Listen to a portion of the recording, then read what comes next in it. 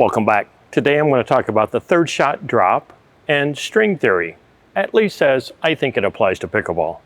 Before I get to that string theory, let's first think about some common teachings, some common instructions that you may have heard in pickleball about how to hit this third shot drop. One of the common things that's discussed about hitting third shot drops is that we want to imagine there's this window or this frame that's right over this net, and the ball needs to come through that window so that it will drop into the kitchen. And that's a good visualization. I think that's a good thing to think about while you're hitting this.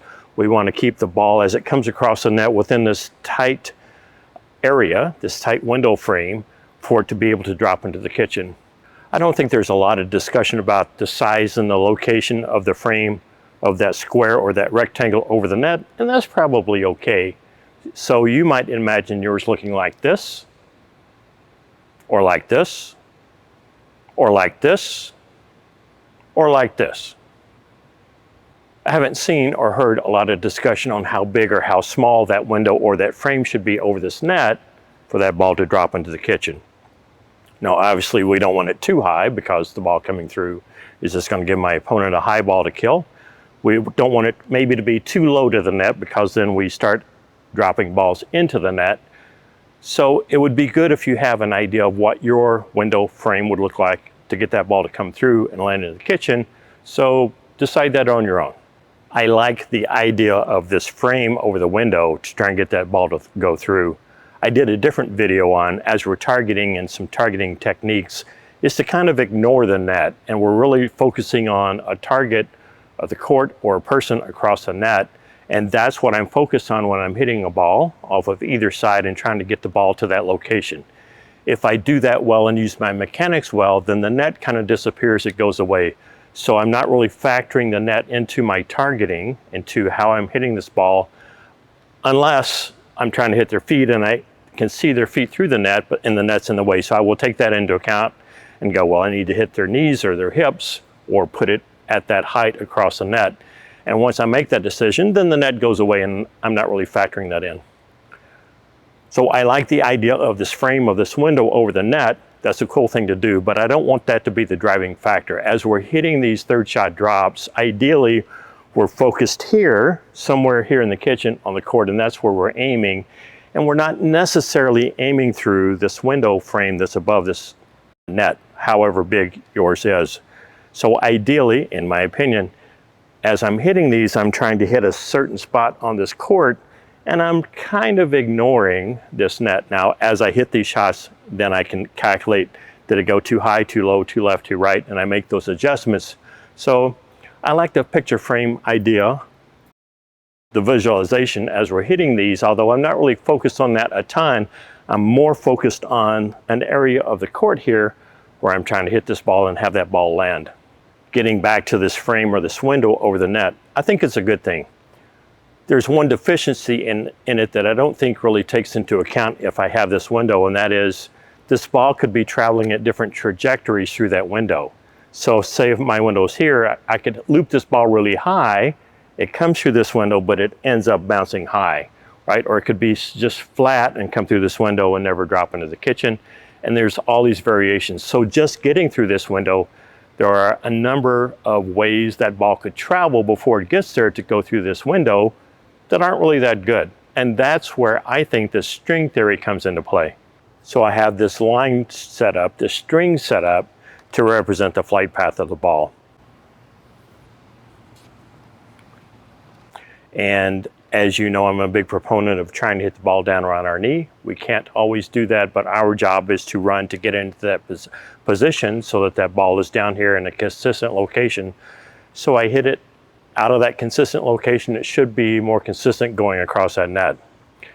Lower on that end, and then this end as it crosses the net is a little bit higher. Now this isn't the exact flight path of this ball. I can't hit it on the straight line. If I do, it's going to keep climbing and climbing, and I can't hit it that hard. But this flight path of the ball is going to be a little bit of an arc here with the intention to drop it over the net. But as I hit this ball, I want to think about what elevation, what incline do I want to be hitting this ball at so that it will get to that window over the net and drop into that kitchen. So I think the window concept over the net is very useful, but how the ball gets there matters. And so as I'm hitting this ball, I want this added visual, or not visual, but mental representation of the flight path of this ball. As I'm hitting this ball, there's a certain incline that I want this ball going up. And that's really what this string is intended to mean. So I'm going to go hit some, and what we'll see is this line is not exact, but as I'm hitting these, this is a physical representation of what I'm thinking about as I'm hitting these balls, is what incline, what path do I want this ball to go. So as I talked about earlier, when I have this window over the net, that ball could get there in many ways. I can loop this ball up high and it bounces up high on the other side, giving them a high bounce, or a ball in the air that they can attack. Or it could be on a straight line that just keeps going and never drops into the kitchen. So this is, in addition to this virtual window over the net, another virtual representation of the flight path that I want this ball to go as I hit these drop shots for them to fall into the kitchen. Let's go hit a few and see how this goes. All right, so as I'm hitting these, I'm trying to envision this string, this line, this trajectory, this incline that I want this ball to have to clear that net. So as this ball comes down around my knee, I'm trying to get it up and over that net, obviously, but I'm thinking about the spot on the court on the other side. And if I can follow this trajectory, and obviously some of these are off, right? So if I'm too low under that path, and again, the string is just a visual representation of that. If I'm too low, that's going to go into the net like that one did. Let me see if I can hit one high here. So if I'm too high, then it goes too high and gives them overhead or a high ball they can hit. So as I'm hitting these, it's fine to be thinking about this window over the net that was too low. But I also want to think about what's the flight path of my ball as it goes off of my paddle and I try to drop this into the kitchen. So mentally then, trying to use my left hand here to figure out where this ball is. Trying to drop these into the kitchen.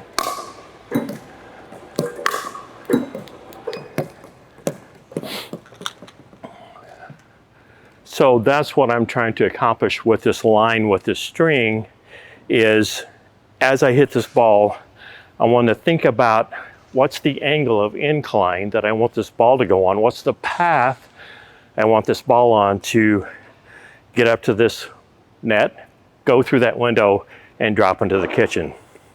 Again, I think the window's fine. It's a really good visualization of where I want that ball to go. But I want to have more control on that before that ball gets to that net or gets to that window. I want to think about how am I getting that ball there, and what angle or what incline am I trying to get the ball on to that net so that it drops into the kitchen. Now there are other factors as well, right? So one is the incline, but the other one is how hard do I swing, how easy do I swing. If I don't swing hard enough, it goes into the net. If I swing too hard, it goes out and long or gives them a high ball. So it's not as simple as just this string, but the string is an added visualization, a mental component that I have of how do I get this ball up to that net, what path do I take to get this ball up to the net so that I have a higher percentage chance of that ball falling in. So I'm thinking about this flight path, I'm thinking about my target in the kitchen on the other side, and to some extent the window, but if I can get my flight path correct, the window matters less. And if I'm focused on where I want this ball to land in the kitchen, and I can't always get it there, but if that's my primary target, then the line represents how do I get the ball to that target. And if I can think about this line all the way there, then I have a better chance. Again, the ball's not exactly going to follow this straight line to get up there. It's going to loop a little bit, and then your line height is going to vary, probably different than mine. But think about this in addition to that window over the top of the net. Hope that helped. If you haven't subscribed yet, please do so. I would appreciate it.